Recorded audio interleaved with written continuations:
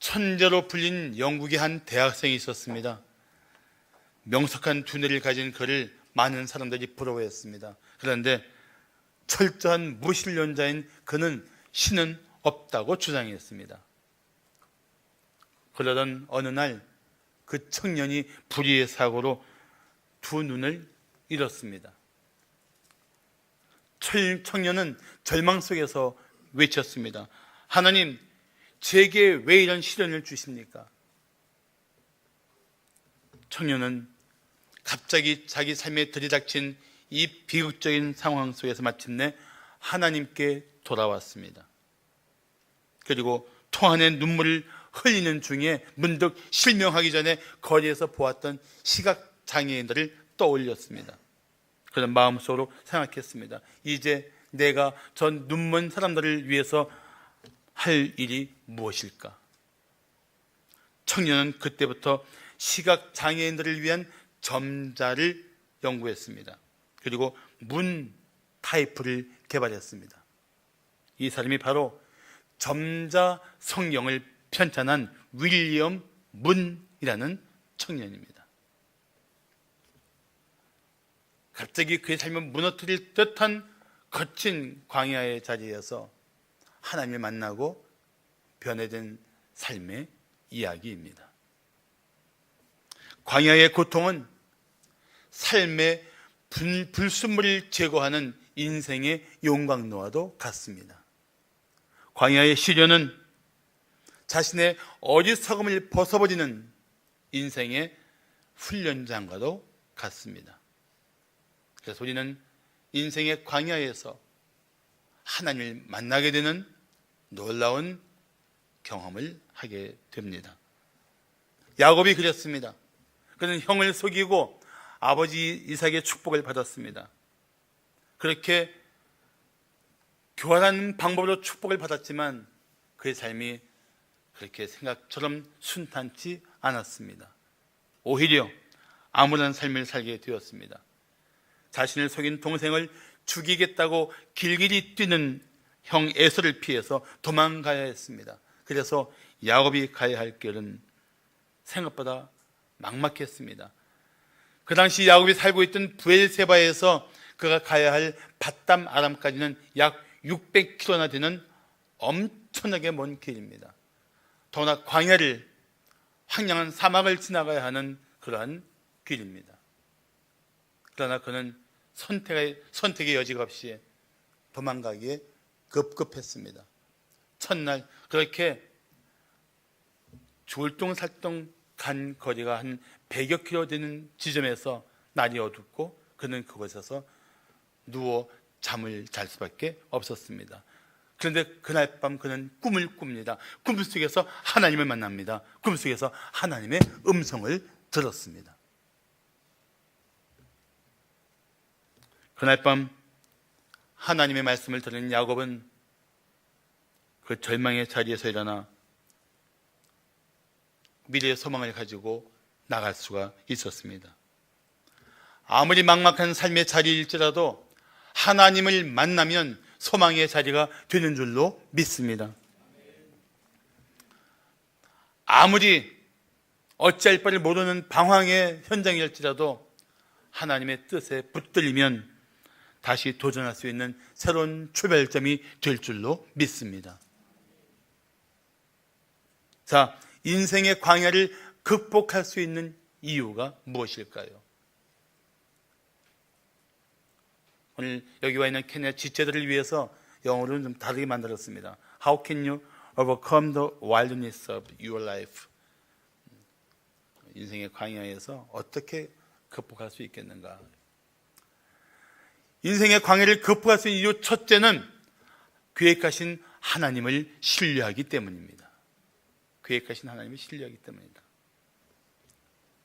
너나 없이 누구나 인생의 광야에 홀로 서 본 적이 있을 것입니다. 사방을 둘러보아도 의지할 것이 하나도 없을 때가 바로 광야에 서 있는 증거입니다. 아무리 생각해도 인생이 막막하기만 할 때가 바로 인생의 광야에 서 있는 증거입니다. 그럴 때 당신은 어떻게 할 것입니까? 맞습니다. 하나님을 찾아야 합니다. 물론 오늘 본문은 하나님을 찾은 것이 아니라 하나님이 야곱을 찾아오셨습니다. 본문에서 우리가 주목할 것이 그것입니다. 하나님은 홀로 있는 야곱을 찾아오셨습니다. 야곱이 자기의 잔꾀를 부려 아버지 이삭의 축복을 받을 때 하나님은 잠잠하셨지만 그가 광야에 홀로 있을 때 하나님은 그를 찾아오십니다. 사랑하는 성도 여러분, 하나님이 당신을 막막한 삶의 자리로 내버려 두실 때가 있습니다. 아니, 그 자리로 이끌어 가실 때가 있습니다. 바로 그 자리에서 하나님이 당신을 1대1로 만나기를 원하셨던 것입니다. 의지할 것도 없고 기대할 것도 없는 이 막막한 삶의 자리에서 하나님이 나와 1대1로 만나기 위해서 나의 삶을 광야로 이끌어 가실 수가 있다는 것입니다. 남들이 보기에는 절망의 자리지만, 남들이 보기에는 소망이 없는 자리지만 사실 우리는 하나님을 제대로 만날 수 있는 은혜의 자리가 되는 것입니다. 인생의 광야는 그런 것입니다.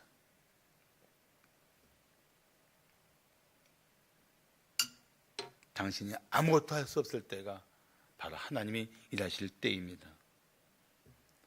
당신이 소망을 갖지 못할 때가 소망의 하나님이 당신을 만나실 때입니다. 우리는 하나님 없이 자기 생각과 자기 소견대로 사는 일에 너무 익숙합니다. 그래서 하나님께 간절히 기도하지 않습니다. 하나님 뜻을 구하지도 않습니다. 자기가 어떻게든지 자기 지혜와 능력으로 헤쳐나가려고 버둥거리다가 문제가 꼬이고 힘겨워지면 그때서야 하나님을 찾습니다.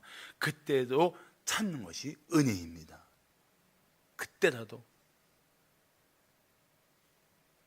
내가 하나님을 의지할 수 있는 상황이 은혜인 줄을 믿으시기 바랍니다. 그래서 하나님이 우리를 1대1로 만나기 위해서 우리에게 광야를 허락하십니다. 그리고 우리가 붙들고 그것만이 나에게 살 길인 것처럼 몸부림쳤던 내 계획들을, 내 생각들을 다 내려놓고 하나님의 계획과 하나님의 뜻을 깨닫게 하십니다. 오늘 본문 13절과 14절을 말씀하기를 또 본즉 여호와께서 그 위에 서서 이르시되 나는 여호와니 너의 조부 아브라함의 하나님이요 이삭의 하나님이라. 네가 누워있는 땅을 내가 너와 네 자손에게 주리니 네 자손이 땅의 티끌같이 되어 네가 서쪽과 동쪽과 북쪽과 남쪽으로 퍼져나갈지며 땅의 모든 족속이 너와 네 자손으로 말미암아 복을 받으리라고 말씀합니다. 막막했던 야곱에게 하나님의 계획이 계시된 것입니다. 야곱은 자기 혼자 받을 복에 대해서 형도 제키고 아버지도 속여가며 그걸 취득했는데 하나님의 계획은 야곱 너만 잘 먹고 잘 사는 게 내 계획이 아니라 너로 말미암아 열방이 복 받는 게 내 계획이라고 말씀해 주신 것입니다. 하나님이 우리에게 주신 복이 있을 것입니다. 나만 잘 먹고 잘 살라고 허락하신 복이 절대 아닙니다. 나를 통해서 이웃이 복을 받게 하시는 것, 나를 통해서 이웃이 예수를 만나게 하시는 것, 나를 통해서 열방이 하나님의 은혜를 깨닫고 하나님께 돌아오게 하시는 것, 이것이 우리를 향한 하나님의 궁극적인 계획임을 알아야 합니다.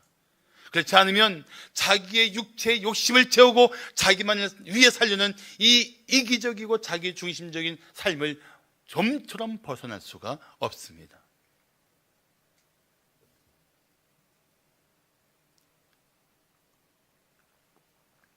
나를 통해서 이웃이 예수를 만나고 열방이 하나님께 돌아올 수 있는 삶을 사는 것, 이것을 우리는 선교적 삶이라고 말할 수 있습니다. 그렇게 살아야 그리스도인답게 사는 것입니다.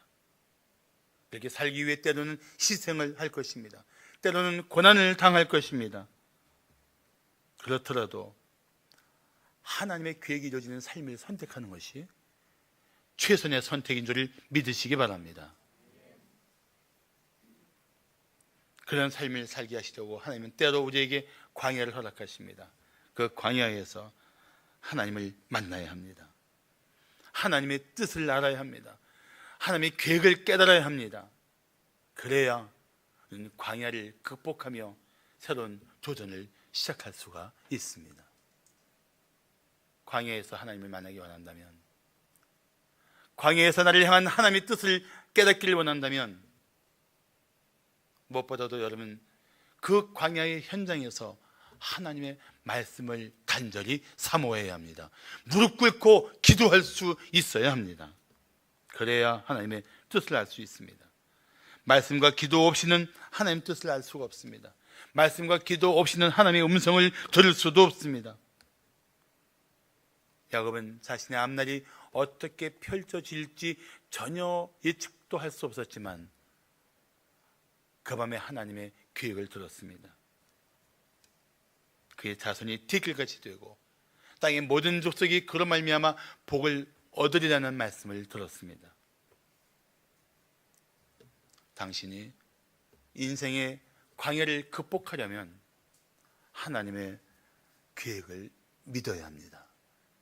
하나님이 아무 이유 없이 당신을 광야에 내모신 것이 아닙니다. 거기서 하나님의 말씀을 듣고 하나님의 뜻을 깨닫기만 한다면 당신은 어떤 인생의 광야도 넉넉히 이겨낼 것입니다.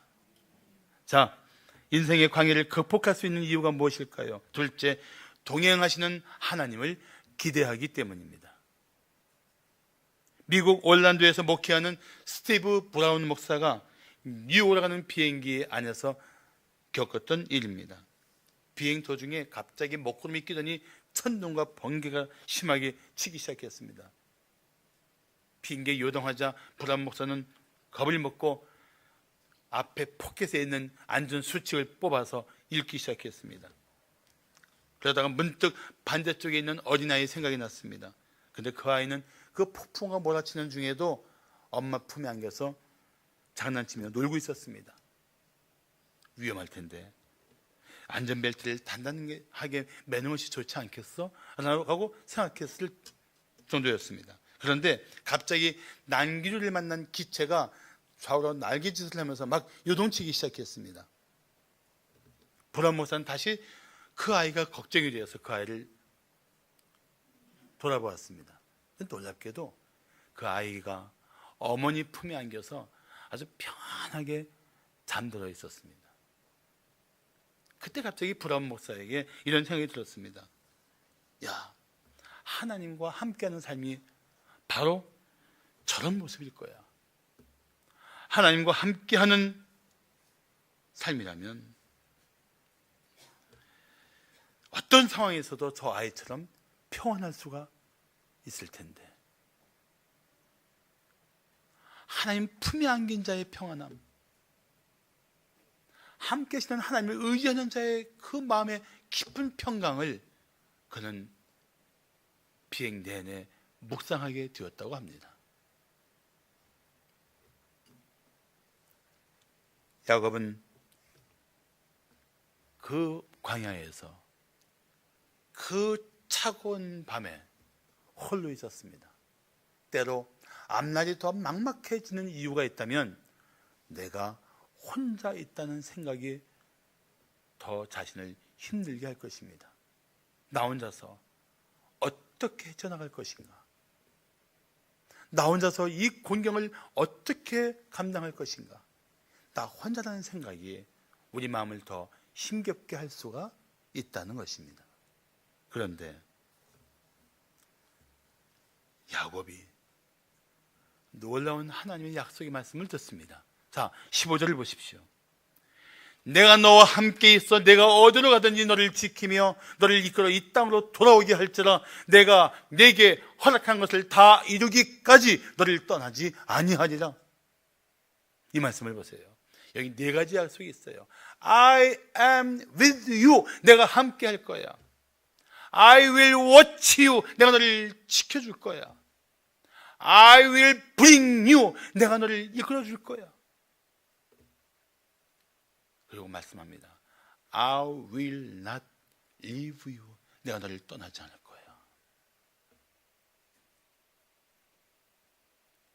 함께 하시며 나를 지켜주시며 계획한 삶의 자리까지 나를 끝까지 포기하지 않고 이끌어내시어서 마침내 내 생애, 내 전생에 동안 하나님은 나를 결코 떠나신 적이 없다고 고백할 수 있도록 하나님이 동행하시겠다는 약속입니다. 이 약속이 야곱에게만 주신 약속일까요? 아닙니다. 히브리서 13장 5절을 보시면 돈을 사랑하지 말고 있는 말을 족한 줄로 알라고 말씀하시면서 이렇게 성경은 계속됩니다. 그가 친히 말씀하시기를 내가 결코 너희를 버리지 아니하고 결코 너희를 떠나지 아니하리라고 말씀합니다. 영어에 보면 never, never라고 말씀하고 있어요.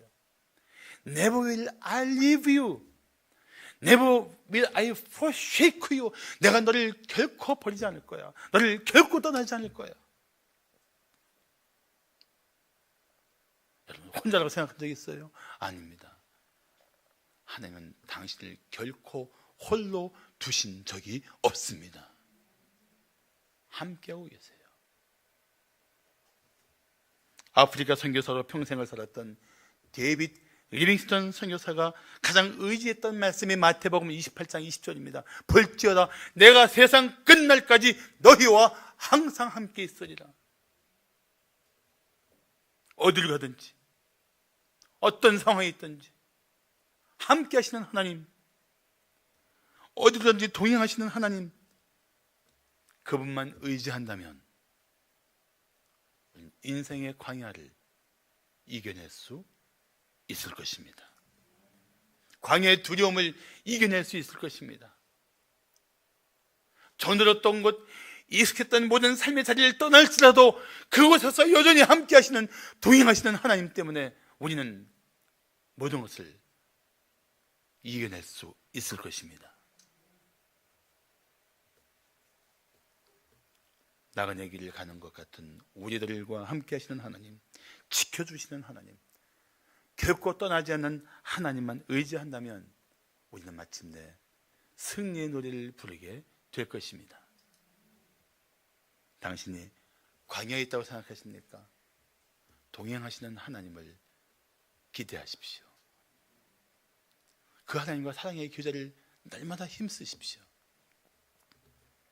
인생의 광야는 오히려 하나님을 더 깊이 경험하는 은혜의 자리가 될 것입니다.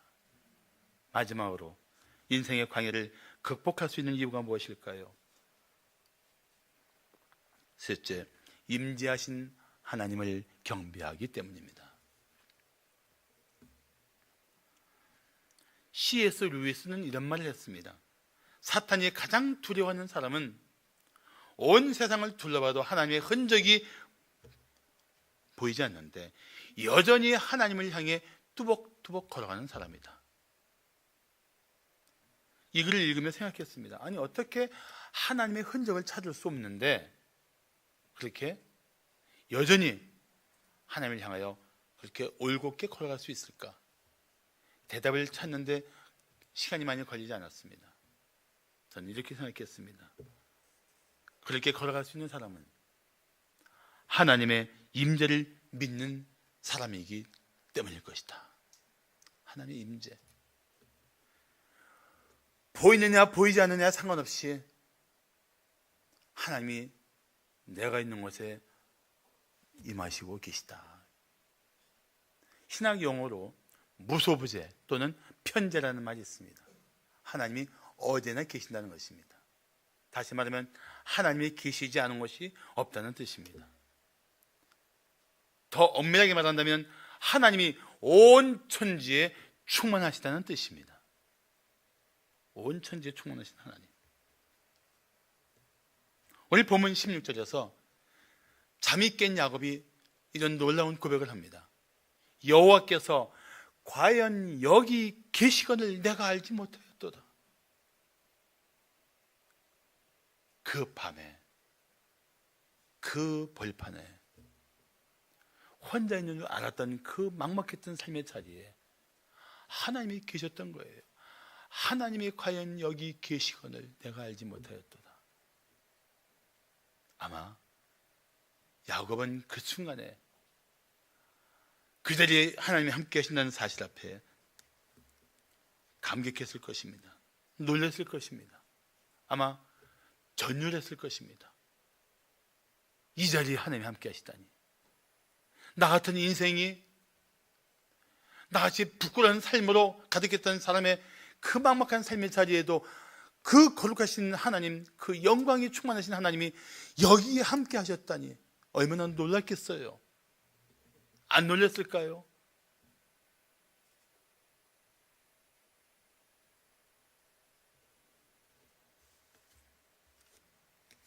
온 천지에 충만하신 하나님을 그는 고백하고 있습니다. 그래서 시편 139편 7절을 말씀하기를 내가 주의 영을 떠나 어디로 가며 주의 앞에서 어디로 피하리이까? 왜 이런 고백합니까? 온 천지에 주님이 계시지 않은 것이 없다는 확신 때문입니다. 성도는 어느 곳에나 하나님이 충만하시다는 사실을 믿어야 합니다. 그래서 아무도 보이지 않는 곳에서도 하나님의 사람답게 살아야 합니다. 아무도 듣지 않는 곳일지라도 하나님의 백성답게 말하고 행동해야 합니다. 우리 옛말에 그런 말 있잖아요. 낮에는 누가 들어요? 새가 듣고, 밤에 하는 말은 누가 들어요? 쥐가 들어요. 쥐도 새도 모르게 한다는 말이 있죠. 하나님은 함께 계시고 그 자리에 여러분 곁에 계신 줄 믿으시기 바랍니다.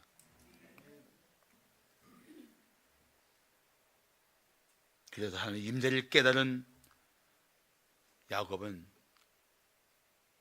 정말 아름다운 반응을 합니다. 자, 오늘 본문 17절을 보십시오. 이에 두려워하여 이르되 두렵도다. 이곳이요 이것은 다름 아닌 하나님의 집이요 이는 하늘의 문이로다라고 고백합니다. 하나님이 계신 곳이라는 사실을 깨닫자 그는 두려움을 느낍니다. 이 두려움을 우리는 이렇게 말할 수 있습니다. 거룩한 두려움. 이 거룩한 두려움이 다른 말로 하면 경외심입니다. 경외심. 내 삶의 현장에 하나님이 임재하신다. 그 하나님에 대한 경외심.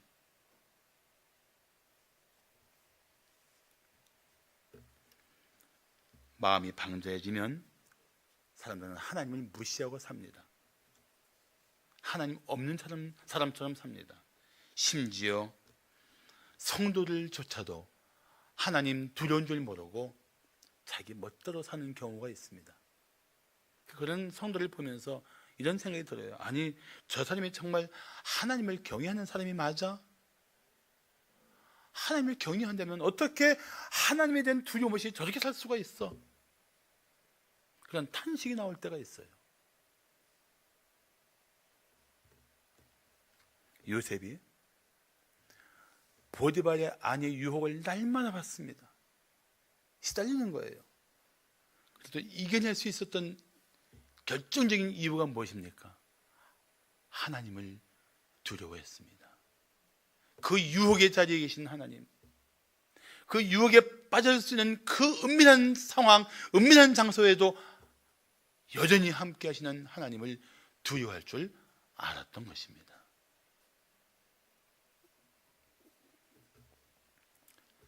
세상 사람이 하나님을 두려워하지 않더라도 우리는 하나님을 두려워할 줄 알아야 합니다. 하나님의 임재를 깨달은 사람은 하나님이 과연 여기 계시오늘 내가 알지 못했다고 고백할 수 있는 사람은 그 자리가 예배의 자리가 되어야 합니다. 야곱은 하나님이 계시다는 사실을 깨닫는 순간 그곳에서 예배하기 시작합니다. 왜요? 예배의 본질은 하나님의 임재입니다. 예배의 본질은 하나님의 임재예요. 자, 18절과 19절을 보십시오. 야곱이 아침에 일찍 일어나 베개로 삼았던 돌을 가져다가 기둥으로 세우고 그 위에 기름을 붓고 그곳 이름을 벳엘이라 하였더라. 벳엘, 벳 집이라는 뜻이에요. 엘 하나님이라는 뜻이에요. 벳엘, the house of God, 하나님의 집이라는 뜻이에요. 아무것도 없는 황량한 광야인 줄 알았던 그 자리가 하나님이 임재하신 자리라는 사실을 깨닫는 순간 거기가 하나님의 집이 되고 예배처가 되고 하나님을 경배하는 은혜의 자리가 되는 것입니다. 여러분, 인생의 광야가 그런 것이에요. 여러분, 지금 머물러 있는 삶의 자리가 하나님의 임재가 있는 곳이라는 사실만 믿는다면 거기서 여러분 하나님을 경배해야 합니다. 그래야 그 인생의 광야를 우리는 뛰쳐나올 수가 있어요. 그 상황에 압도되지 않고 그 조건 때문에 신음하지 않고 오히려 생각지 못한 자리에서 하나님을 경배하는 은혜를 누릴 수가 있을 것입니다. 그리고 마침내 예배하는 삶을 살게 될 것입니다. 우리 성도들이 상상할 수 없는 자리에서도 하나님을 예배하고 도저히 기대할 수 없는 삶의 자리에서도 하나님을 찬양하는 그런 성도들로 이 땅에서 당당히 살아가기를 축복합니다. 하나님이 함께 계시지 않는다고 생각하면 절망의 자리가 될 것입니다. 그러나 임재하신 하나님을 경배하면 그것은 소망의 자리가 될 것입니다. 그리고 마침내 초막이나 궁궐이나 내 주 예수 모신 곳이 그 어디나 하늘나라라는 찬송을 부르게 될 줄로 믿습니다. 성도는 삶이 고통스러울수록 하나님을 경배해야 합니다. 인생의 광야가 두려울수록 하나님을 경배하면 극복하게 될 것입니다.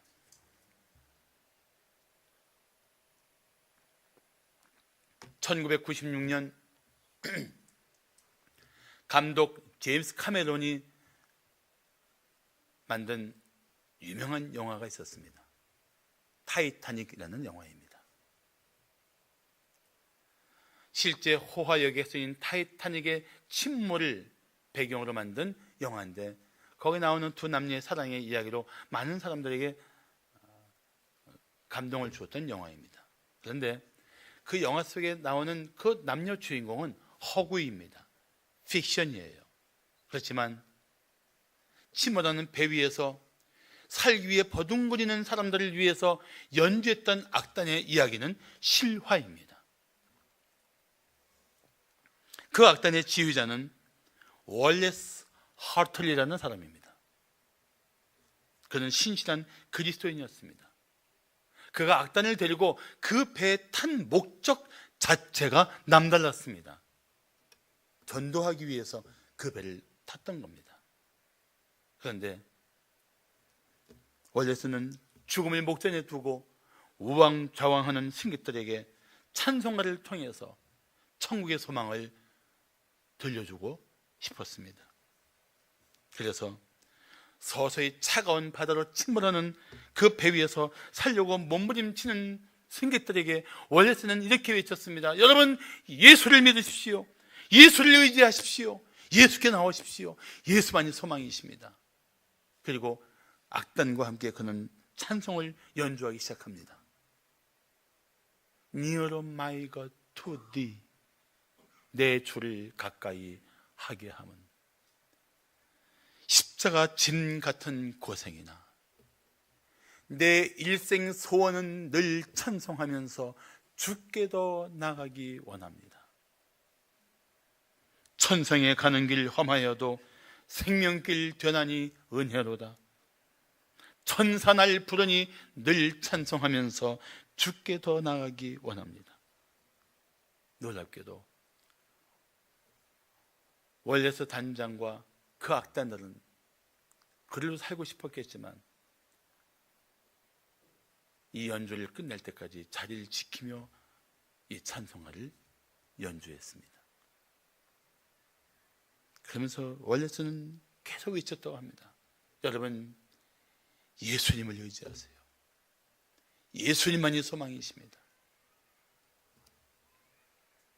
사랑하는 성도 여러분, 당신이 혹시 인생의 광야에 있다고 생각하십니까?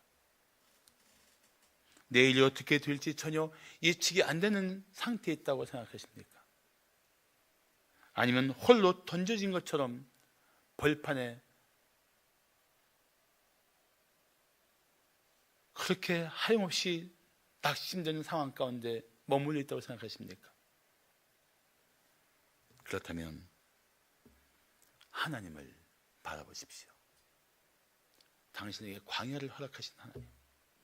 그러나 그 광야에서 당신을 향해서 새로운 계획 가운데 마침내 당신을 일으키시고 함께 하시며 당신을 위해서 일하실 하나님을 바라보십시오.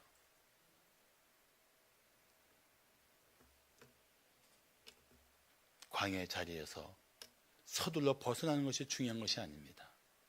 그 광야에서 하나님만 제대로 만날 수 있다면, 그 광야에서 다시 하나님의 뜻에 붙들릴 수만 있다면 당신은 광야에서 찬송하며 일어서게 될 것입니다. 무릎 꿇고 기도하며 하나님께 나오십시오. 간절한 마음으로 하나님의 음성에 귀를 기울여 보십시오. 인생의 광야에서 하나님을 만나면 소망의 길이 열릴 것입니다. 기도하시겠습니다.